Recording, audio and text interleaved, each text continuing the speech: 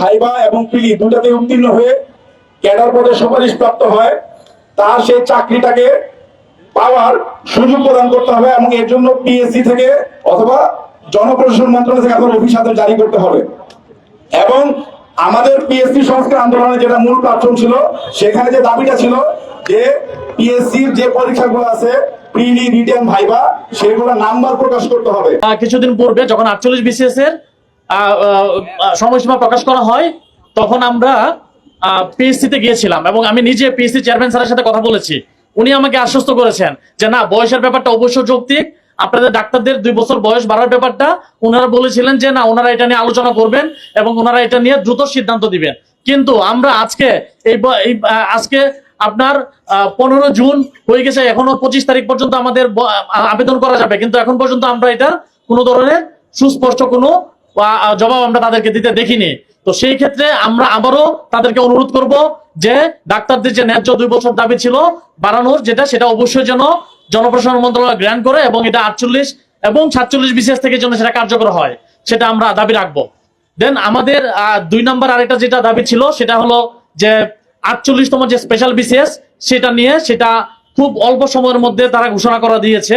যেমন আপনার মাত্র 40 দিন, আপনারা দেখবেন যে কোনো বিসিএস এর জন্য সার্কুলারের মধ্যে কিন্তু লেখা আছে যে ন্যূনতম 3 মাস সময় দিয়ে একটা বিসিএস এর জন্য আপনার প্রজ্ঞাপন প্রকাশ করতে হবে, সময়সূচি প্রকাশ করতে হবে। কিন্তু আপনারা দেখবেন 48তম স্পেশাল বিসিএস এর ক্ষেত্রে তারা মাত্র 40 দিন সময় দিয়েছে, যেটা আসলে কোনোভাবেই একজন পরীক্ষার্থীর ক্ষেত্রে, কোনোভাবে একজন নতুন শিক্ষার্থীর ক্ষেত্রে এটা কখনোই সম্ভব না। আমরা জানি না তারা এত দ্রুত পরীক্ষা নিতে যাচ্ছেন কেন। আরেকটা বিষয় আপনাদেরকে বলে রাখি, তারা আপনাদেরকে বলেছেন যে চিকিৎসক সংকট মোকাবেলার জন্য তারা এটা নিচ্ছেন।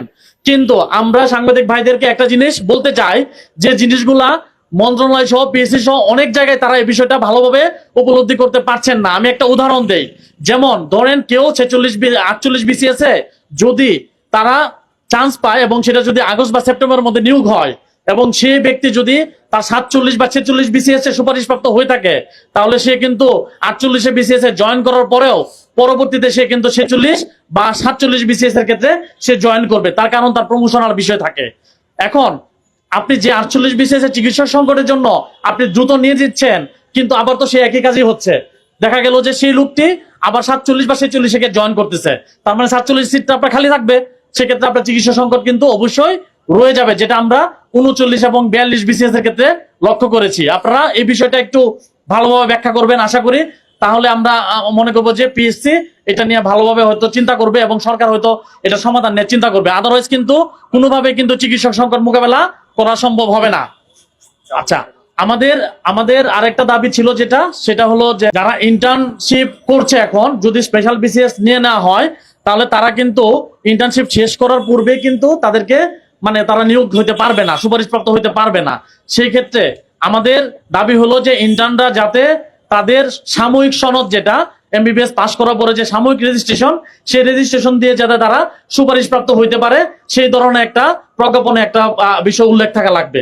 এটা হলো আমাদের 3 নম্বর দাবি। 4 নম্বর আমাদের যেটা স্পষ্ট দাবি, সেটা হলো যে পরীক্ষার অবশ্যই স্বচ্ছতা আসতে হবে। আপনারা হয়তো জানেন যে ঘটনা নিয়ে আজকের এই ফ্যাসিস্ট বিরোধী আন্দোলন শুরু হয়েছিল, আপনারা জানেন সেই ছাগলকাণ্ড থেকে শুরু করে সেই বিসিএস এর প্রশ্নফাঁস থেকে শুরু করে যেখান থেকে কিন্তু আন্দোলনটা শুরু হয়।